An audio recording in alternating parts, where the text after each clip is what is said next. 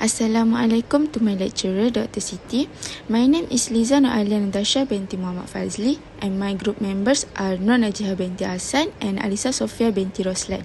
So our topic is about search trees and spanning tree. There are several types of trees, which are decision tree, prefix codes, binary search tree, binary tree, complete binary tree, and others. But in our video, we will be focusing on binary search tree and spanning tree only. So, let's look to the spanning tree first. The definition of the spanning tree is, a spanning tree is a subgraph of an undirected connected graph which includes all the vertices of the graph with a minimum possible number of edges. If a vertex is missed, then it is not a spanning tree. A spanning tree is a subset of the graph that does not have cycles, and it also cannot be disconnected. Moving on, we will be discussing about two types of properties, which is the general properties and the mathematical properties.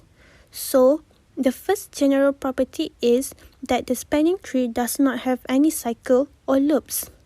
Second, removing one edge from the spanning tree will make the graph disconnected. Third, adding one edge to the spanning tree will create a circuit or a loop. Fourth, a connected graph G can have more than one spanning tree.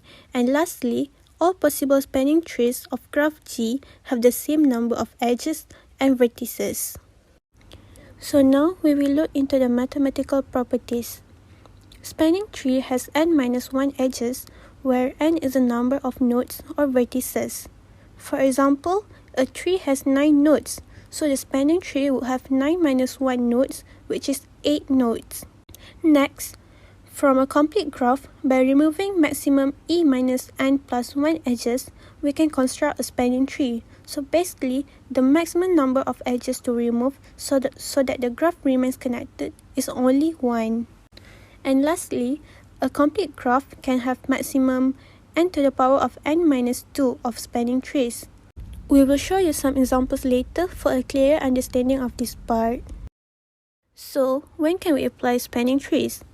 It is used to find a minimum path to connect all nodes in a graph. Common applications of spanning trees are civil network planning, computer network routing protocol, and cluster analysis. It can also be used to design water supply networks, telecommunication networks, and electrical grids. It can also be used to find paths in the map. So, let's move on to the examples of spanning tree. So, basically, this is the example of spanning tree. The example gives us the original graph that have 5 vertices. They have the connected edges between 1 and 2, 2 and 3, 3 and 4, 4 and 5, and 5 and 1. They have 5 edges, and the possible graph that can we draw is 4 edges. For the first possible graph 1, we remove the edges between A and C. And the possible graph 2, we remove the edges between A and B. And the last one, we remove the connected the edges between B and D. There are 2 more examples that you can see in this slide. Minimum spanning tree, MST. Kruskal algorithm. It is used to determine the connected weighted graph minimum spanning tree. The algorithm's primary objective is to pinpoint the subset of edges that will allow us to pass through each graph vertex, instead of concentrating on a global optimum. It implements a greedy method that seeks the best outcome at each stage. Step to find MST. First, arrange all of the edges according to non-decreasing weight. Next, add the edge with the smallest weight to the spanning tree at this point. Reject the edge if it would otherwise result in a cycle. Third, keep going back to step 2 until the spanning tree has v-1 edges. This is the example of Kruskal algorithm. For each iteration, we will select the edge only at the lowest weight. At first, we will start with the lowest weight edge. Next, we will select the second lowest weight edge with weight 2. Make sure that these two edges disjoin. After that, the edge weight of 3 will be the third lowest weight edge, connected the two disjoint pieces of the graph. But we are not allowed to pick the edge with weight 4 because it will create a cycle.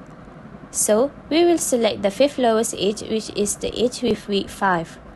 The other two edges cannot be selected because it will create a cycles. Lastly, we will add it up. Weight 1 plus weight 2 plus weight 3 plus weight 5 equal to 11. For the application of Kruskal algorithms are TV network, LAN network, single link cluster, tour operation, landing cables, and electric grid. Prim's algorithm is a greedy algorithm is used to detect the minimum spanning tree from a graph. This algorithm determines the subset of edges that contain each graph vertex to ensure that the total weight of the edges can be kept to a minimum. It is also begins with a single node and analyzes all of the adjacent nodes and connected edges at each point. The edges with the lowest weight that didn't cause any cycles in the graph were chosen. Steps to find MST. We must initialize an MST with the randomly selected vertex first. The next step is to identify all the edges that link the newly added vertex to the tree created in the previous stage. Choose the smallest edge from the ones you find and put it to the tree.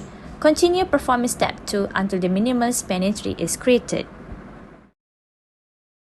The application of Prim's algorithms are network designer, cluster analysis, network cycle, lay down electrical wiring cables, game development, and cognitive science.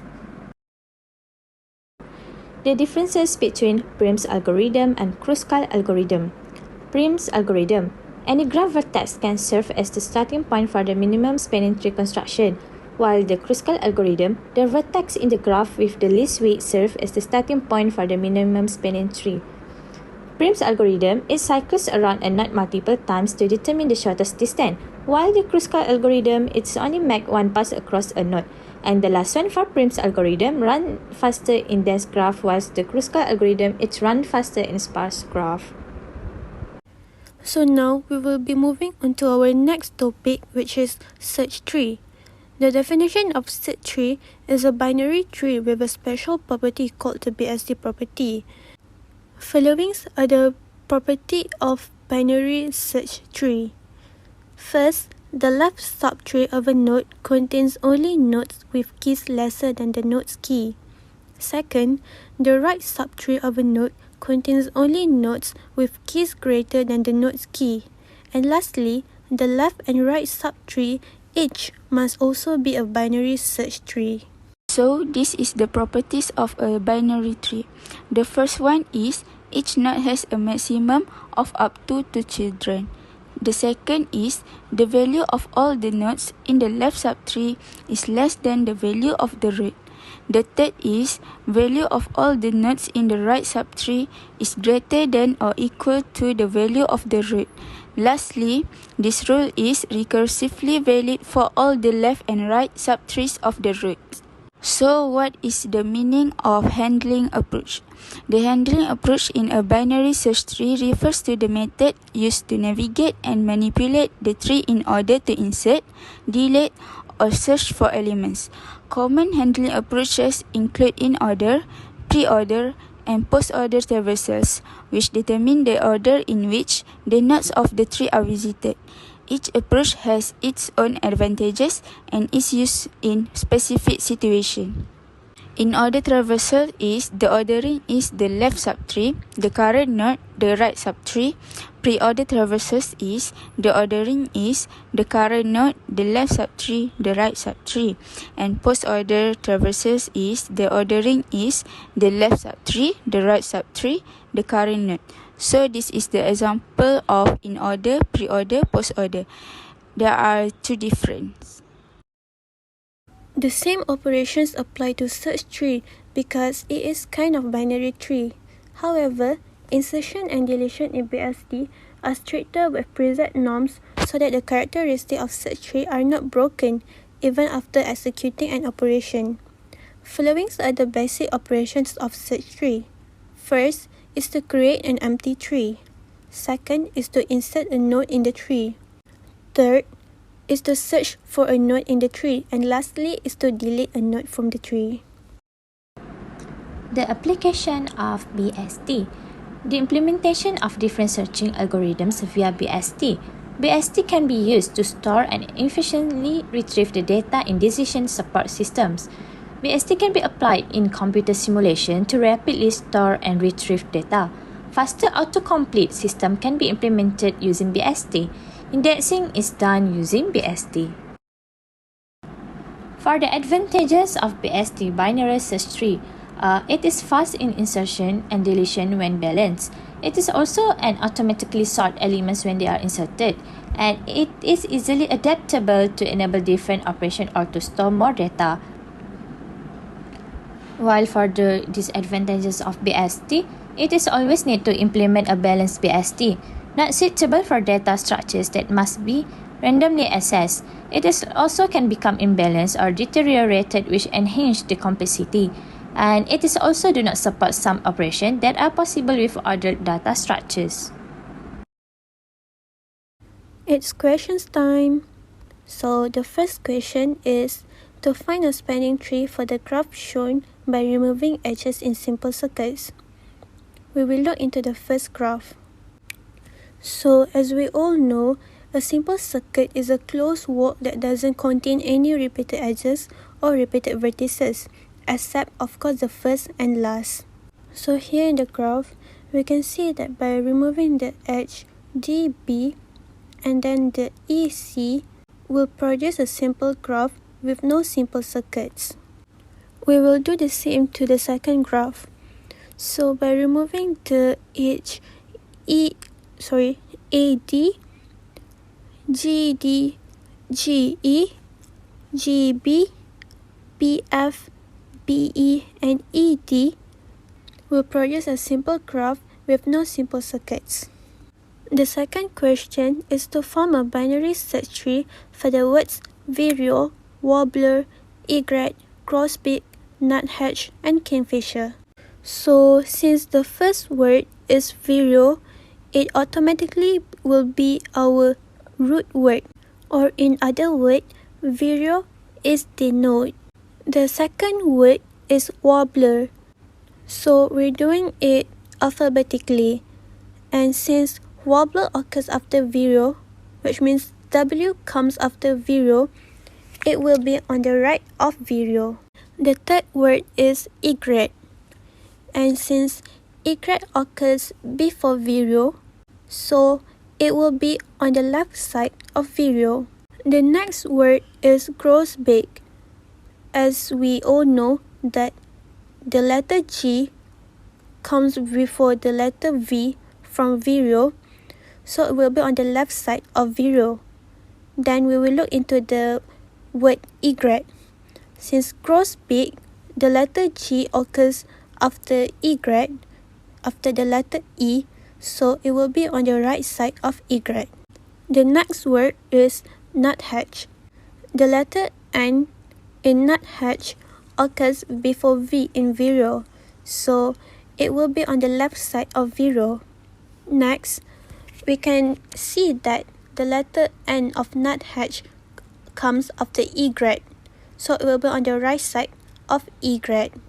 And lastly, nuthatch occurs after grosbeak, so it will be on the right side of grosbeak. So our last word is kingfisher.